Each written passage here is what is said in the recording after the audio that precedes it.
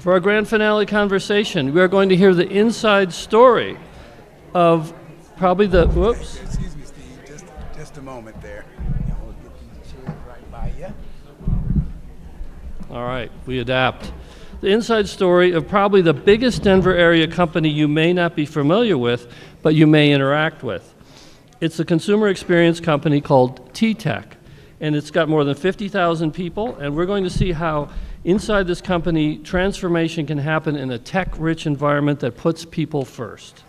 So, our speaker is Judith Almendra. She is the Group VP of People and Culture at TTEC and President of its Community Foundation. Judith has led teams in the implementation of traditional and innovative strategies in the areas of marketing and communications, public relations, learning and development, and more. She is originally from Mexico and moved to the U.S. in 2001 to pursue her master's in business at the University of Colorado. Interviewing Judith will be Elizabeth Hernandez. She is a reporter at the Denver Post with a passion for covering historically marginalized communities and issues impacting younger readers. She started at the Post a decade ago. She's a leader in DEI efforts within their newsroom, and as a first-generation college student and a Latina, she understands the value and importance diverse perspectives bring to an organization. So please join me in welcoming Judith and Elizabeth.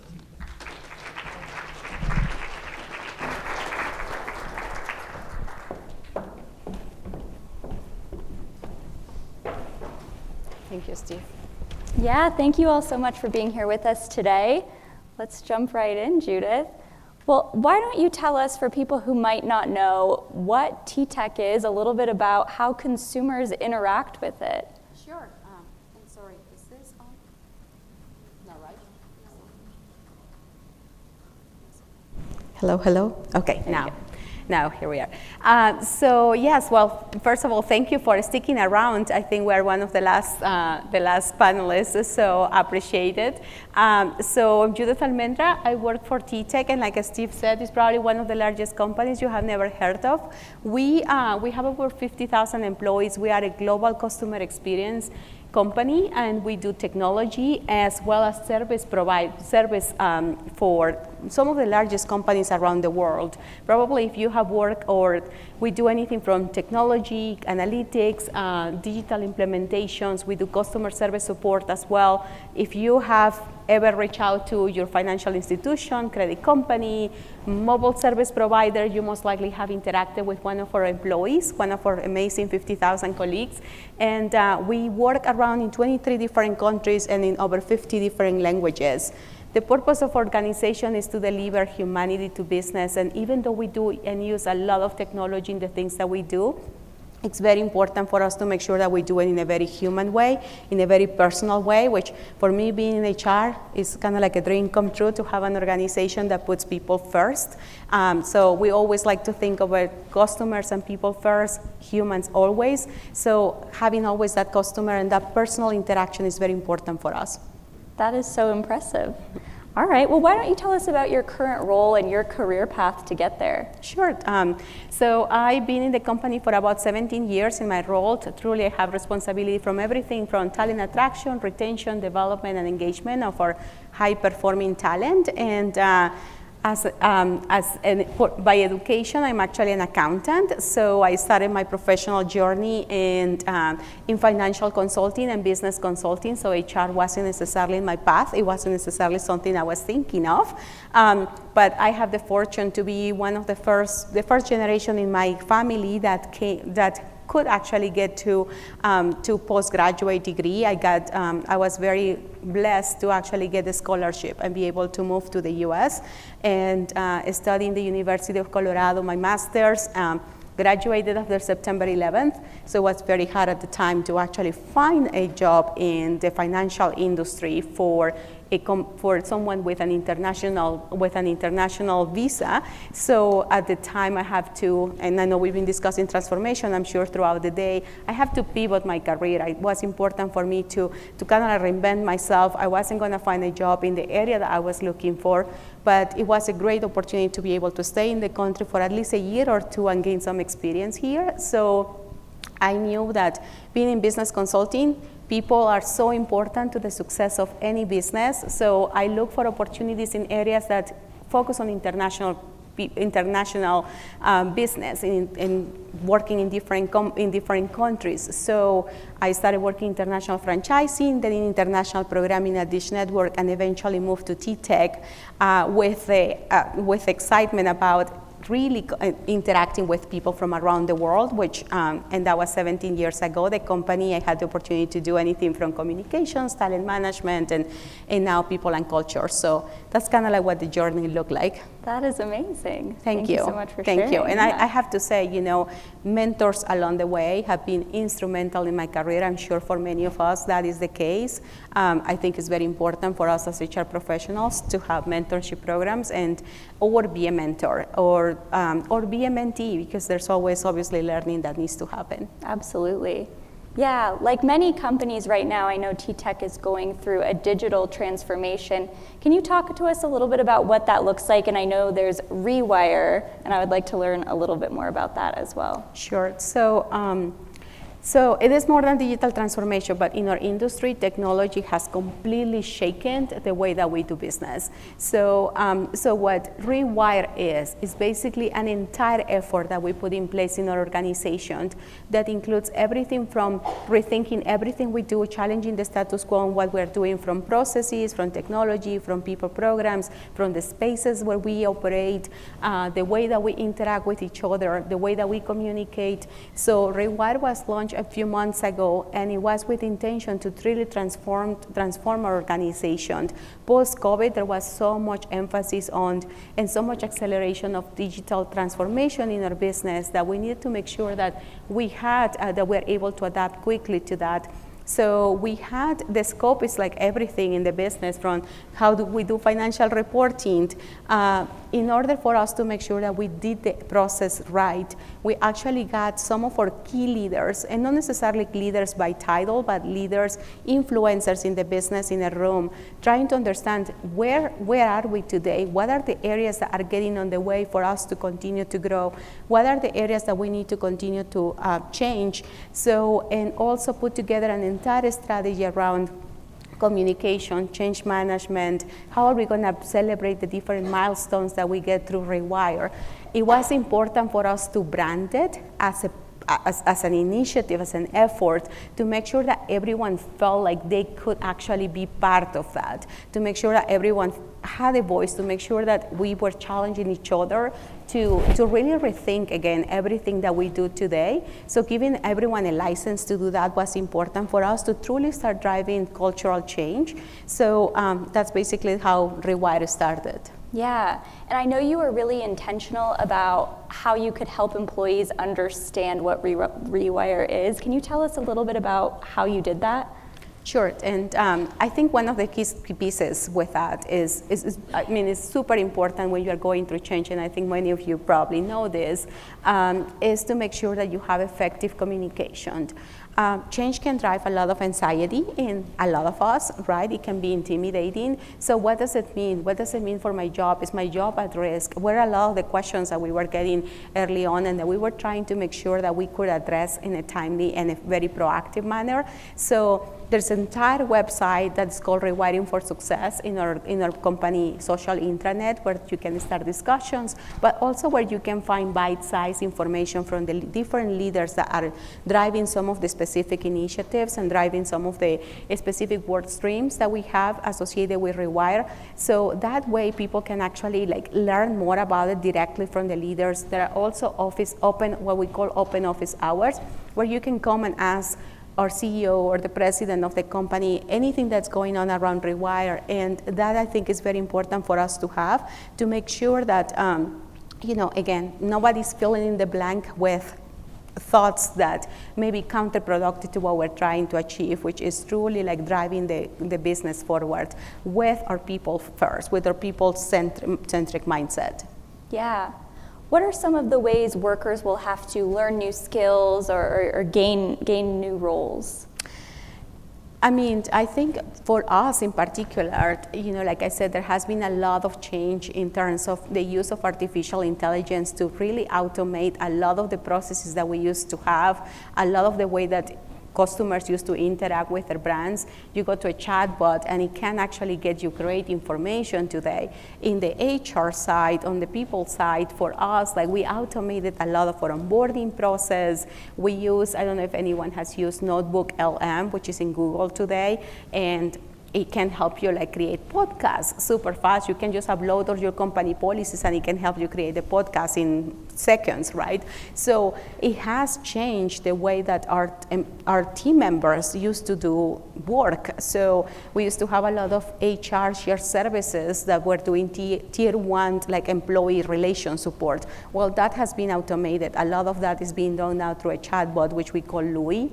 In the company, we wanted to make sure that it had a name and a brand and a personality. So it's not just a chatbot. It's really like, it's Louis who is helping you behind the scenes. So whether it is your onboarding process or you are still a candidate in the company, Louis will walk you through that stage.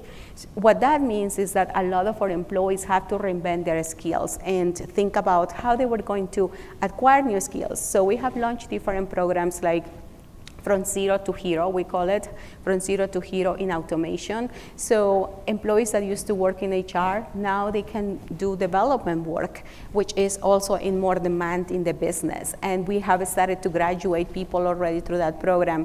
We also have a program that's called I Aspire that basically allows our people to tell us what are the areas where they are interested in growing their careers. And it allows us to facilitate some of the development that needs to happen along the way. But ultimately, it is up to the individual, right? You need to set your goals. You need to make sure that you have what is going to be your learning path and look for ways, learning communities and ways in which you can develop your skills. That is so cool. I need to tell my boss some of this. Yes. Okay. What are some of the cultural changes you'd like to see at TTEC? And I know you had mentioned growth mindset as something. Yeah, I think, cultural change doesn't happen overnight. It is, and it doesn't necessarily need to always be a change, but when we talk about, at least at TTEC, when we talk about growth mindset, what we mean is really having people believe that the skills can be developed with hard work, with commitment, with dedication. And we wanted to make sure that we created a framework where people were okay challenging their fixed mindsets, and also as an organization that we were providing an environment where we allow and encourage experimentation, where people feel like they are not afraid to take risk. So we have done with our team in India hackathons, we're launching an innovation lab, and there are different areas that you need to continue to communicate as well and make sure that people, leaders specifically, lead by example and foster that environment with their team members, where again, people are not afraid to try new things. That is going to be very critical to truly start seeing your culture changing and evolving. Yeah, absolutely. Talk to us about data hygiene and what that means at TTEC and how you make sure that employees prioritize that. Yeah, I think the reason why data hygiene is important and how does it fit in all of this conversation, and as we were discussing probably earlier on, sometimes we talk about transformation, we talk about technology, but without the right data, truly like artificial intelligence, machine learning, all of that is totally powerless, right? When you think about an autonomous car driving by itself, it has so much information that needs to gather, whether it's the road, the images around it. And for us, and at least at TTEC, one of the things that we find, especially with 50,000 employees, it's very easy for your data not to be accurate, for people managers not to update information. So we just launched an audit, quality data management audit, basically. And it's going to happen every month. And what that allows us to do is make sure that the information we're feeding to our chatbots and all of the technology we're using is accurate. Otherwise, where you land is with biased results, and performance will suffer. So the results that you get from any of the technology that you are using is not going to be accurate. So that's why I think it's an area that is often overlooked. We get excited about the technology, but again, the backbone of that technology is truly the data, whether it's consumer data, employee data. When you think about all the ads that we all get, it's because there are tons of algorithms feeding that information, and they become more and more accurate the more that we feed information. So having that is so critical to make sure that we are offering a positive employee experience, that the information I'm giving you is relevant to what you are looking for. Yeah, that makes sense. Okay, how do you make sure as an HR leader that the changes you're guiding align with the strategic vision of the company? And how do you get all the leaders kind of on the same page? Yeah. So I think we do it, at least at TTEC, we do it in a more organic way. We obviously have, our talent platform, which is called TTEC Talent. And in TTEC Talent, everyone goes and put their SMART goals, and you can align to the business priorities. Through Rewire, though, it was very important for us to have a little bit more of a structured framework. So even though we didn't put together a committee per se, it was very important for every single group in the organization to define what's the most important thing that you do. Just one thing, not 20 things. What's the most important thing that this group does? And what are the 3 things that we are going to do and focus on to contribute to the ultimate mission and vision and the results that we were looking for, to achieve. So it wasn't, we were trying to simplify our approach a lot. Now, every single person in the organization has the ability to adjust their goals, make sure that, again, those goals are aligned to the business priorities, but it's starting with what's the vision of the business. It's very important that there's clarity on that, so it cascades properly to all the different levels within the organization. Yeah. And I know one hot topic right now is diversity, equity, and inclusion. Talk a little bit about what that looks like at TTEC, and also I know some companies are experiencing backlash toward that and are kind of changing priorities. So is that going on at TTEC, and what does that look like as well? Yeah, I would say no, right? So not necessarily. I know what you're talking about, right? So there's a lot of discussion around are companies doing it with the right intent in mind? And I think that makes a huge difference. We've been in business for over 40 years, and our CEO actually put in our culture book, there's no tolerance for intolerance in our business. So if you go to our website and you look at our culture book, and I worked very closely with him when we were developing that, and that was, I don't know, over 10 years ago. And that has been very fundamental, making sure that that every employee feels like they have a voice. And I know many companies say that, but I can truly stand behind, very proud to say that this is really, truly who we are, and kind of like has been the foundation from the business since day one. Our CEO is also our founder, so this has been very important for him, whether it is one of our frontline associates reaching out to him, making sure that everyone feels like they have a voice, that there's inclusion in our organization, that we see amazing things coming out from a diverse employee population, the level of innovation, engagement that you can get. I mentioned earlier, I've been at TTEC for 17 years, and I started my career in a management role in the organization, in a mid-level management role in the business. And very early on, I had the opportunity to be in a large meeting, kind of like this one, with our CEO, where he was talking about the vision for the company. And this was 17 years ago. So I had my cell phone on, I was interrupted, and my cell phone kept ringing. So I picked up the phone, I disrupted the meeting, and it was my family from Mexico, and they were calling me to let me know that my father had had a heart attack. And it was, they didn't know if he was going to be able to make it or not, so it was very emotional for me at that moment, knowing that I was far away. So he actually made the point to come and talk to me and said, "Is everything okay?" I said, "Well, this happened, so I'm going to have to excuse myself." I left the meeting. Every single day he called to see how things were doing. He offered to fly my father here to the U.S. in case that he needed better medical care. Wow. And it was something that really touched me in a way that, it just doesn't happen in every organization. Up to this time, it still makes me emotional. Just to think about, kind of like how you can make with a most small gesture, you can make a very big impact in someone's life. So I knew at the time that was the company I wanted to work for, and that's where I am Yeah. 17 years later. That's amazing. That's Yes. a really amazing story. Yes. Wow. So I think that's why for me, and having the opportunity to run communications and all of those groups, that English being my second language, it wouldn't be necessarily something that I felt like many organizations would give me a chance to do. So I think that, I have so many proof points and so many amazing people in the company. I think we have some people here from TTEC that run our diversity council, and it's something we're very passionate about. Amazing. Yeah. Wow. Okay, I've got one more for you, one more Sure. question. All right. If you just had to give one piece of advice for HR professionals in this room that you think you've learned over your career, what would it be? There are so many amazing things, but I would say, and I don't think it's only for HR, but I think continuous learning is so important in today's environment to stay relevant, to stay competitive, to stay fulfilled. We just cannot afford not to learn.